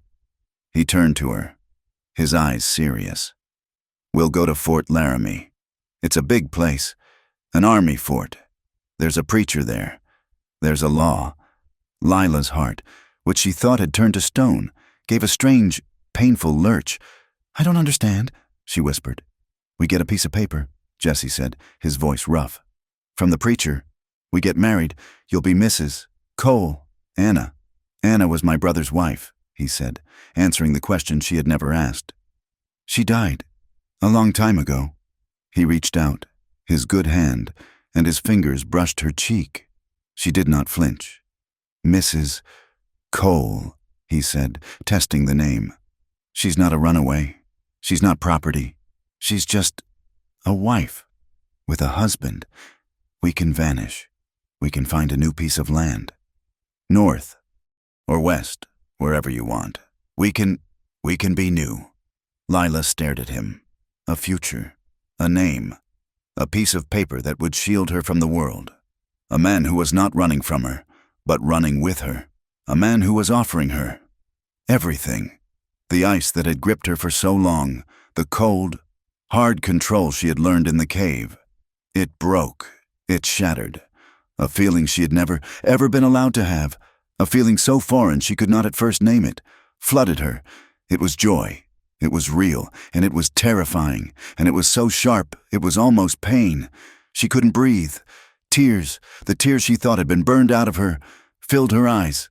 "Lila," he asked, his voice full of a new, fragile hope. She put her hand over his. "Jesse," she whispered.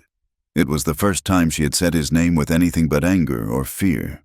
It was a prayer, and in that one small, dirty room, with the sound of the sawmill screaming outside, Lila was, for the first time in her life, truly incandescently happy.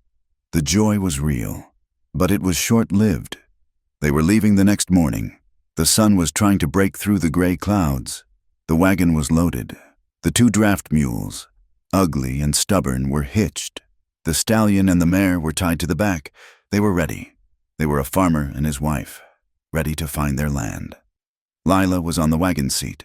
Jesse was on the ground, doing a final check of the harness, his left arm still in its sling. "All set," he said, looking up at her, a small, tired smile on his face. And that's when the voice came. Well, if it ain't Tracker Cole." Lila's joy froze. It turned to glass, and then to dust. Jesse's face went white. The bounty hunter, the one from the ranch, was leaning against the livery wall, 20 yards away. He was not in a hurry. He was smoking a small cigar, his bowler hat tipped back. He looked rested and fed and terribly, terribly amused. "Surprised to see me?" the hunter asked, pushing himself off the wall. He was a big man, and he walked with a heavy, confident step, his pearl-handled revolver riding easy on his hip. Jesse put himself between the man and the wagon. His hand, his good hand, went to the pistol at his belt. "Don't," the hunter said, smiling. "You're in a town, with witnesses, and I've got a badge, and you look half dead. Friend, what do you want?" Jesse's voice was a low, dangerous growl. "I wanted the girl," the hunter said, his eyes flicking to Lila. She was a statue on the wagon seat. "I wanted that $100. But when I got back to Cheyenne, after you 2 played me for a fool, I started asking questions. Not about her, about you." He took a few more steps. He was enjoying this. "See, I knew your face. Jesse Cole. I couldn't place it." But one of the old army marshals, he remembered. "Oh, yeah," he said. "Tracker Cole. That's what they called you." Lila's hands were gripping the wagon seat so hard her knuckles were white. "A real specialist. He said," the hunter went on, his voice a lazy drawl. "Worked for the army, under payroll, for 2 years.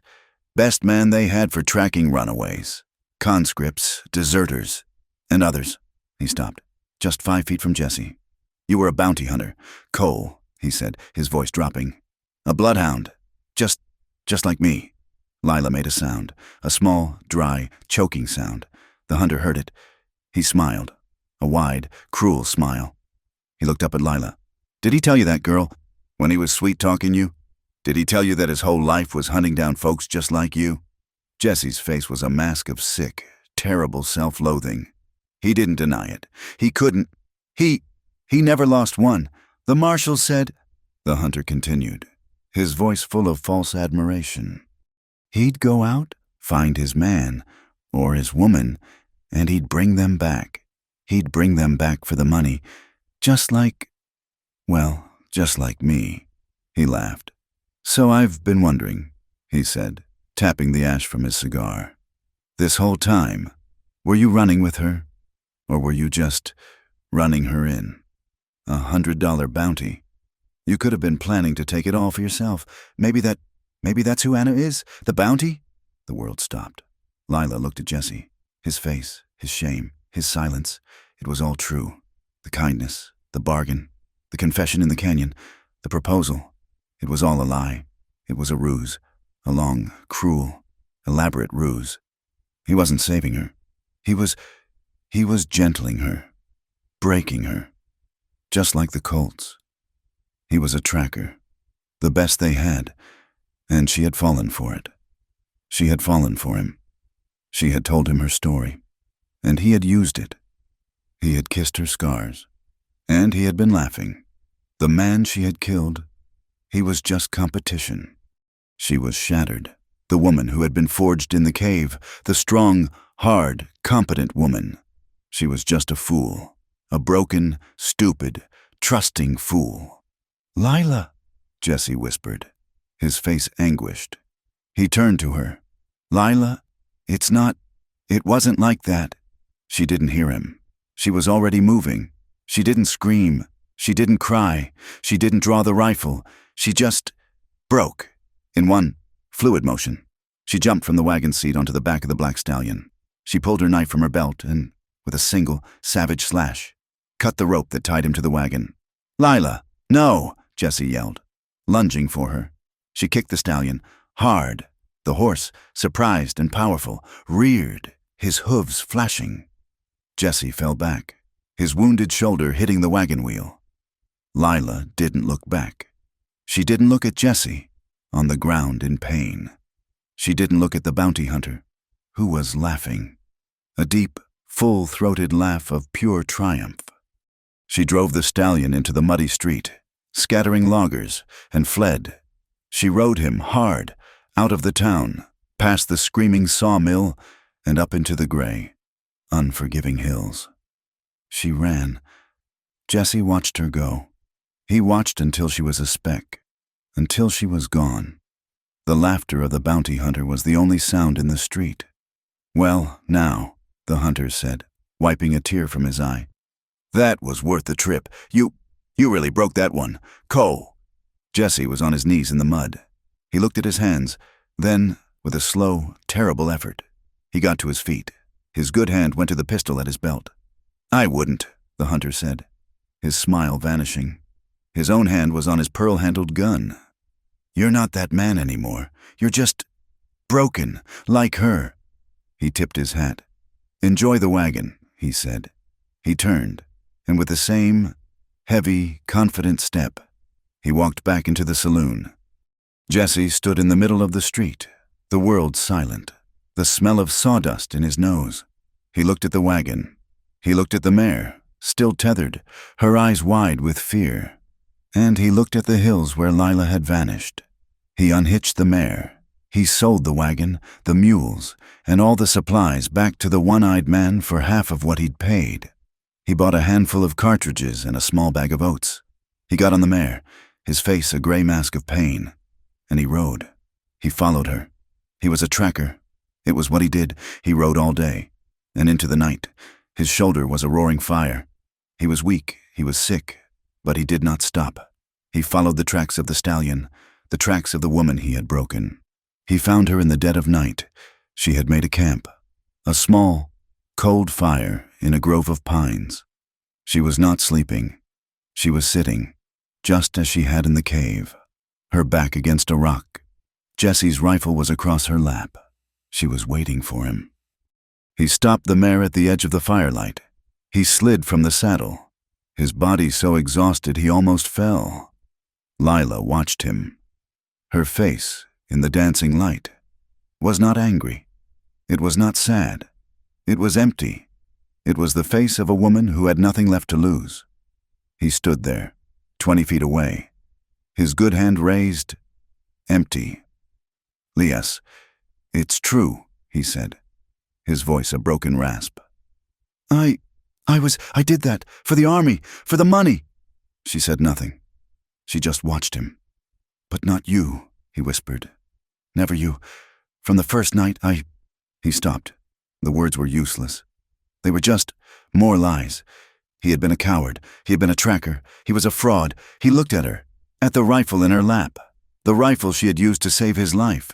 He unbuckled his gun belt. He let it fall to the ground. The pistol thumped in the soft pine needles. He walked, slowly, into the firelight. His hands raised. He stopped, 10 feet from her.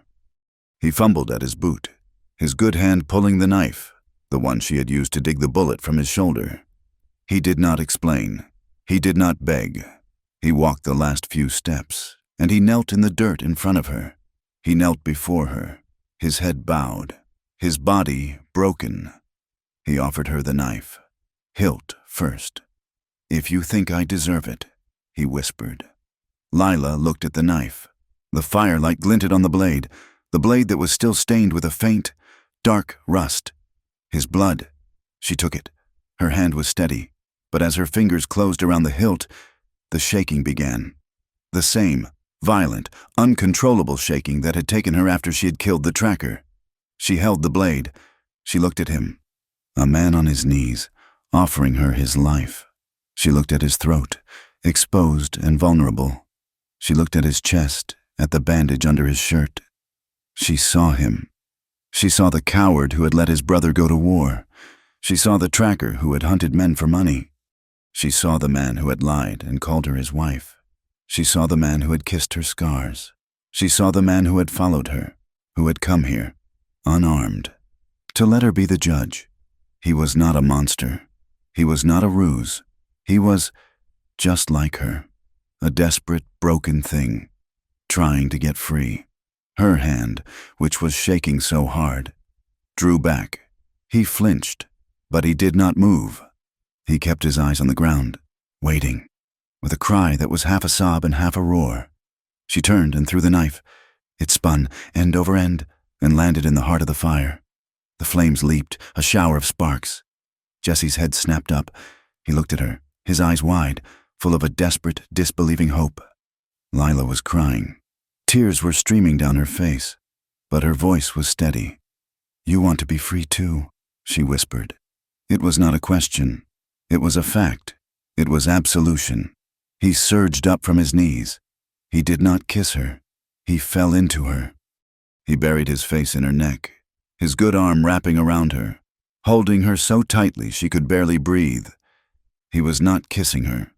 He was drowning.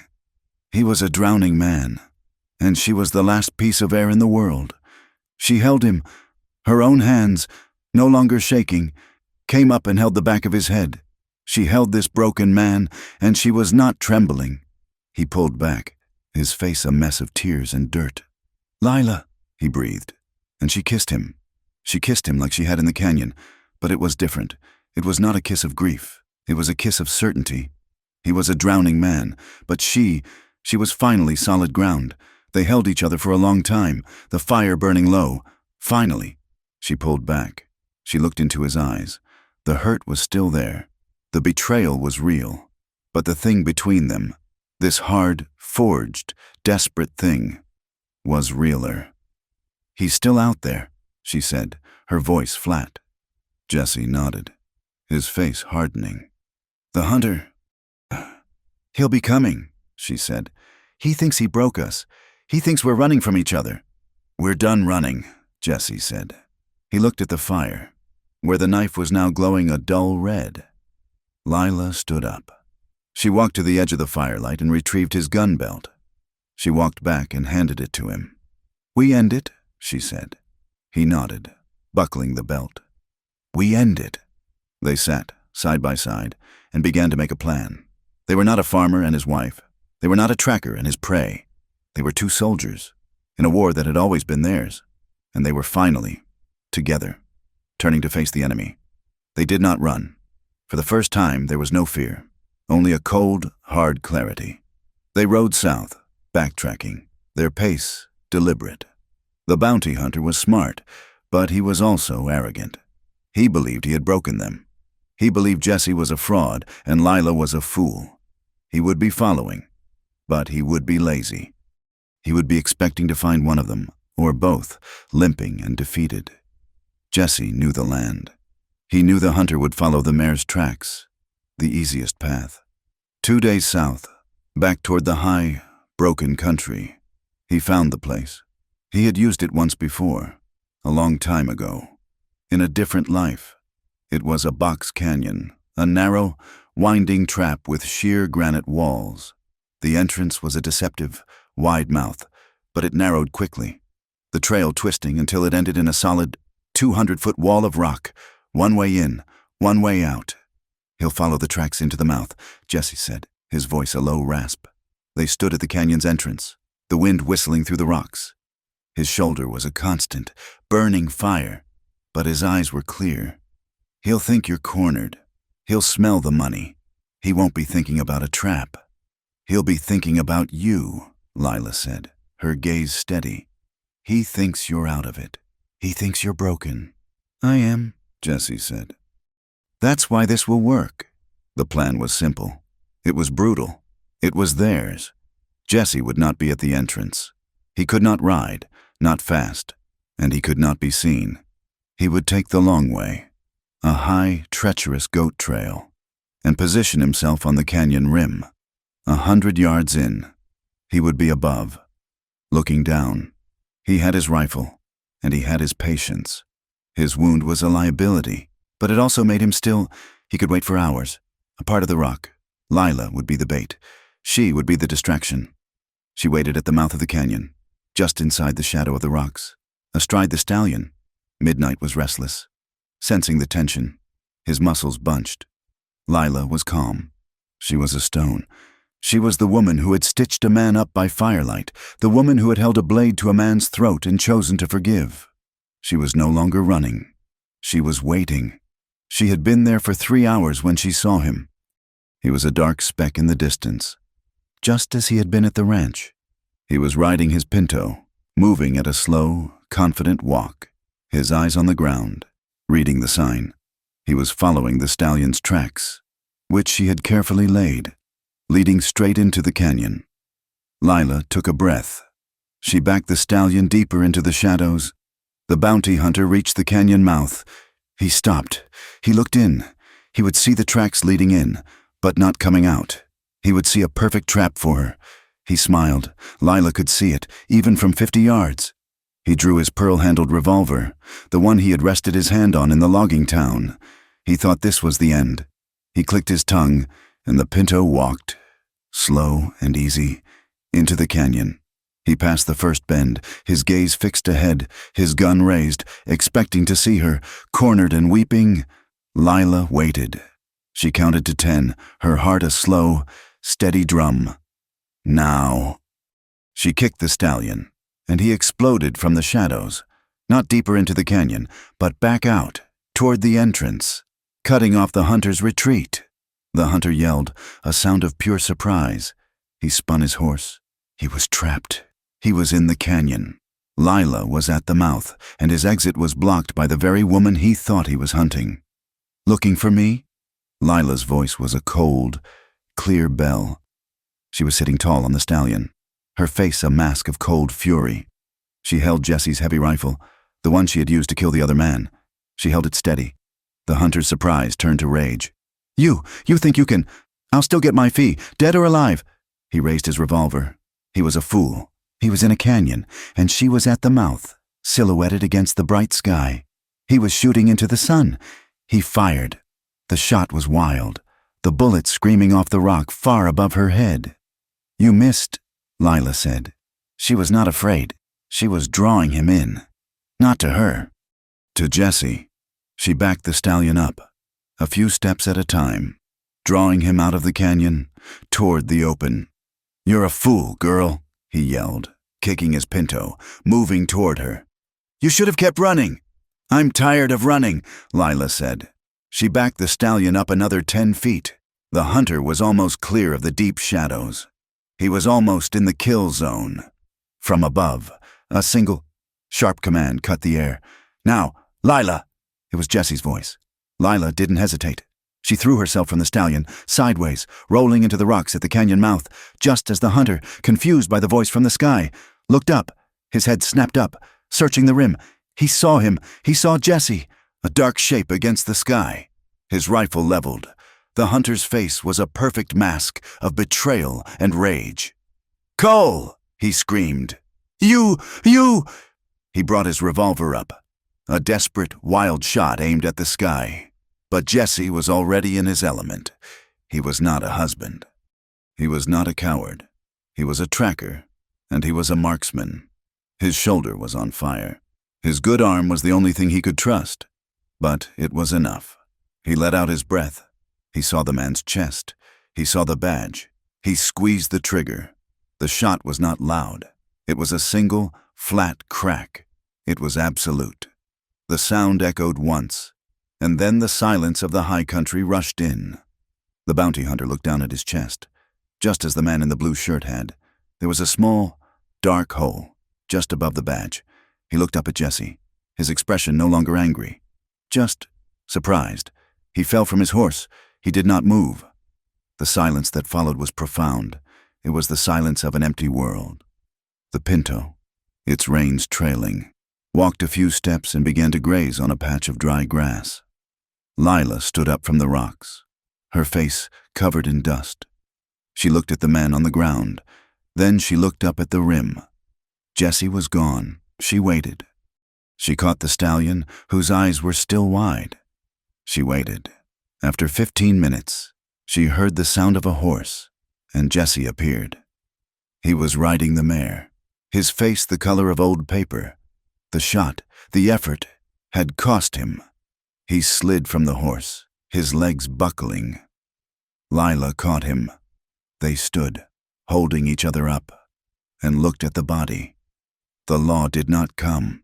No one mourned the man. He was just another ghost, left for the coyotes and the wind. They took his pinto, his gun, and the water from his canteen. They left the body where it lay. They rode south toward Fort Laramie. The freedom should have been a relief. But as they rode, the weight of what they had done, and what he had been, settled on Jesse.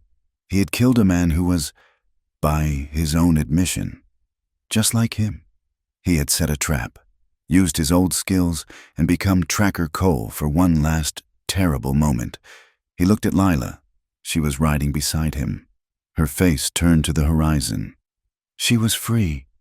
The paper in Louisiana meant nothing now. The man who held it, the man who hunted her, was gone. She could go anywhere. She could be anyone. But he could not. He could not build a life with her on a foundation of blood and lies. He could not be the man who hid, the man who had let his brother die, the man who had hunted others for money. He had to be free. 2. Fort Laramie was a city of noise and mud. It was a shock to the senses after the silence of the high country. Soldiers in blue drilled in the main square. Wagons clogged the streets. Men shouted in a dozen different languages. Lila was terrified. This was the heart of the very thing she had been running from. The law, the army, the men with badges. Jesse, his arm in a clean sling Lila had made, led her through the crowd. He did not go to the sutler's store. He did not go to the hotel. He walked, his jaw set, straight to the provost marshal's office. "Jesse, no," she whispered, grabbing his good arm. "What are you doing? We're free. We can go north." He stopped. He turned to her. He put his good hand on her face. "You're free," he said, his voice rough. "I'm not yet. I don't want to be a ghost anymore. Lila, I don't want to be Tracker Cole. I want to be your husband." He kissed her, a hard, quick kiss on the forehead. "Wait for me," he said. He walked into the office. Lila stood outside. She, who had run for 6 years, who had crossed a continent, who had killed a man. She stood on a wooden boardwalk in the middle of Fort Laramie, and she waited. She could have run. The stallion was just yards away, but she did not. She stood there for an hour, Then 2. Inside. Jesse Cole sat in front of a gray-haired, weary-eyed man named Major Harris. Jesse told him everything. He did not make excuses. He did not ask for pity. He laid out his past like a hand of cards. He told him about his service. He told him about the men he had tracked for Army payroll. He told him the names, the dates, the places. Major Harris listened. He had heard of Tracker Cole. He had thought the man was dead. "That's a full confession. Mr. Cole," the major said, when Jesse was finished. "Desertion, bounty hunting without a writ. I could have you in irons for a decade." "I know," Jesse said. "But the war is over. The men I tracked, their crimes are gone, and the men who paid me are gone." "So why are you here?" the major asked. "Why not just disappear? You seem good at it." "I'm here," Jesse said, leaning forward, his eyes burning with a fever that had nothing to do with his wound. "Because I want 2 things, and I'm trading my past for them." He told the major about the bounty hunter, about the man from Louisiana, about the false debt contract. "I want a full, written pardon for my services to the United States Army. I want my name cleared. And second, I want a document. A protection.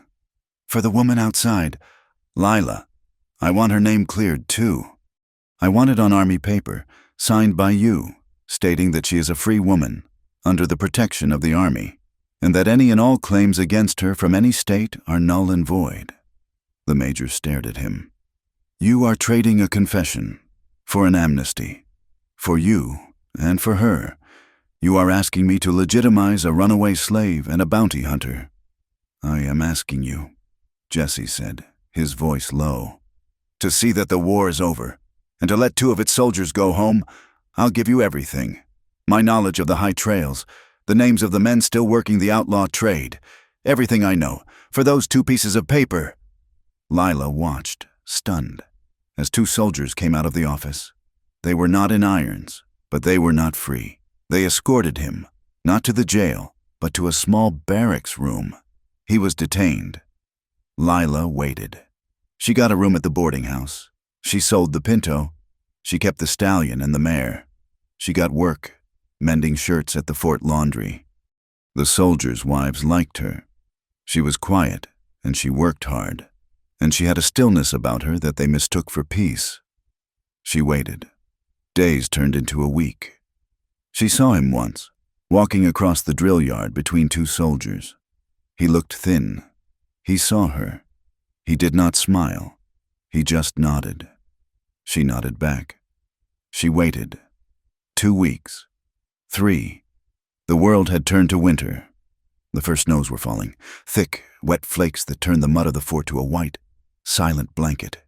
She was in the sutler's store, her hands raw from the lye soap, buying thread. The door opened, letting in a swirl of cold air and snow. It was him. He was clean. He was shaved. He was wearing a new wool coat, the kind the officers wore. His arm was no longer in a sling. He stood in the doorway, and he looked at her. He was free, but he was changed.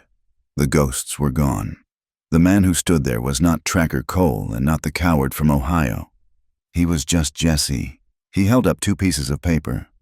"That afternoon, in the small post chapel, they were married. The preacher was a young man who looked terrified of the groom. Major Harris was the only witness." He stood at the back, his arms crossed, his face grim. But he was there. The snow fell outside, thick and heavy, silencing the world. Leah wore a simple blue dress she had bought with her own money. Jesse's hand was steady. His voice was rough. Lila." They walked out of the chapel into the snow. Husband and wife, Mrs. Cole, a name, a shield, a beginning. Time passed, years. The ranch was not as they had left it. It was rebuilt. The cabin was larger, with 2 rooms and a real glass window. The barn was new, the raw timber smelling of pine and hard work. The land was the same, high and lonely, but it was not a prison. It was a home. It was a bright, warm afternoon in late summer. In the round pen, Lila, her dark hair in a long, thick braid, was working with a wild-eyed Mustang. She was not breaking it. She was gentling it. She moved with a slow, sure grace, her voice a low, comforting murmur.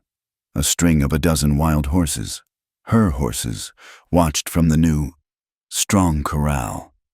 Jesse leaned on the fence. He was thicker now, his shoulders strong, the lines around his eyes deeper. The wound had left him with a stiffness in his left arm, but he was whole. He was not alone. He held a small child in his good arm, a boy of about 3, with dark, curly hair, and Lila's quiet, watching eyes. The boy was holding a small, carved wooden horse. Jesse watched his wife. He watched the way the wild horse, a nervous, fiery red, finally softened, blowing out a long breath and touching its nose to her shoulder. He smiled. "You ever think," he called out, his voice full of a quiet, easy love, "you'd be stealing hearts instead of horses?"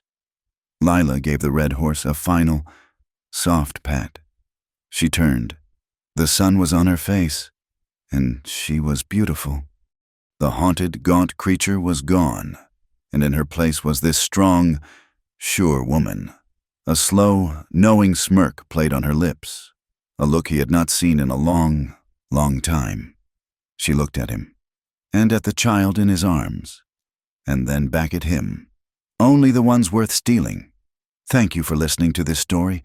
We would love to know where you are listening from, so please leave a comment and let us know. If you enjoyed this, be sure to subscribe to From Wild West for more stories like this one. And please, share your thoughts with us in English.